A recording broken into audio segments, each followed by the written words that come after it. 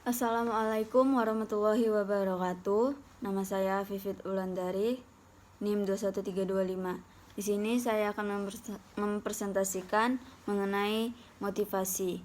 Jadi, motivasi itu adalah suatu bentuk perubahan yang terjadi pada seseorang individu akibat adanya gejala perasaan, jiwa, dan emosi sehingga memberikan dorongan untuk melakukan suatu tindakan yang menjadi kebutuhan atau tujuan yang ingin dicapainya, baik secara positif maupun negatif.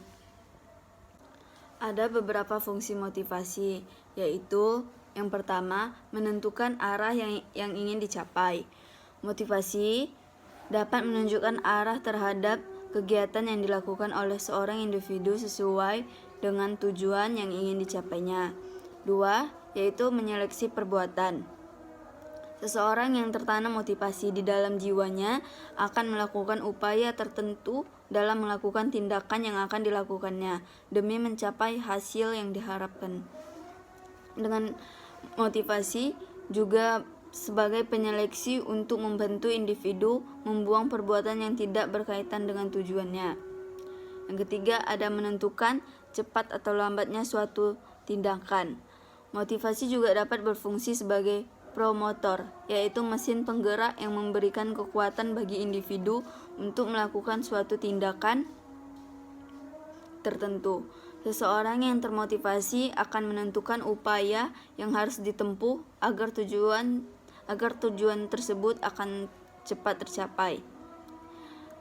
Di sini ada dua jenis motivasi, yaitu yang pertama ada motivasi intrinsik.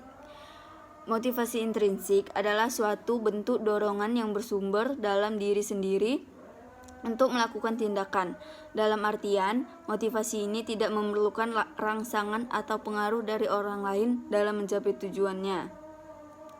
Yang kedua ada motivasi ekstrinsik. Motivasi ekstrinsik ini yaitu merupakan kebalikan dari motivasi intrinsik tersebut, yaitu adanya dorongan yang berasal dari pengaruh orang lain untuk mencapai suatu tujuan tertentu yang akan menguntungkan dirinya.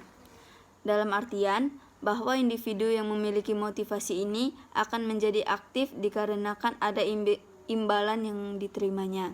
Sebagai contoh nih ya, setiap karyawan yang bekerja di perusahaan akan berlomba-lomba untuk menonjolkan kemampuan dirinya agar perusahaan dapat meningkatkan karirnya di masa depan selanjutnya.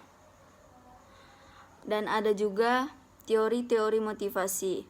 Yang pertama ada teori hierarki Maslow. Teori hierarki Maslow dikemukakan oleh Abraham Maslow, seorang psikologi di tahun 1943.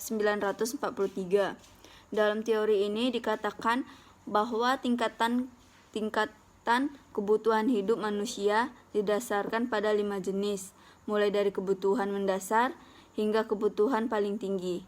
Tingkat hierarki yang dimaksud adalah yaitu tentang kebutuhan fisiologis, kebutuhan keamanan, kebutuhan sosial, kebutuhan penghargaan, dan kebutuhan aktualisasi diri.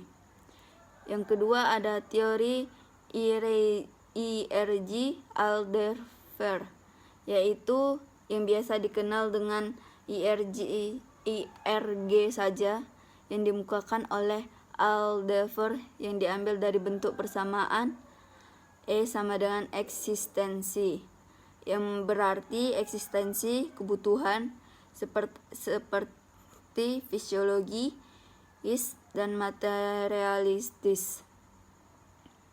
Yang ketiga ada teori kebutuhan McClellan, yaitu merupakan psikolog yang mengemukakan pendapatnya mengenai teori dalam motivasi yang dibagi ke dalam 3 jenis kebutuhan, yaitu ada kebutuhan prestasi. Hanya itu saja yang dapat saya sampaikan. Sekian dan terima kasih. Assalamualaikum warahmatullahi wabarakatuh.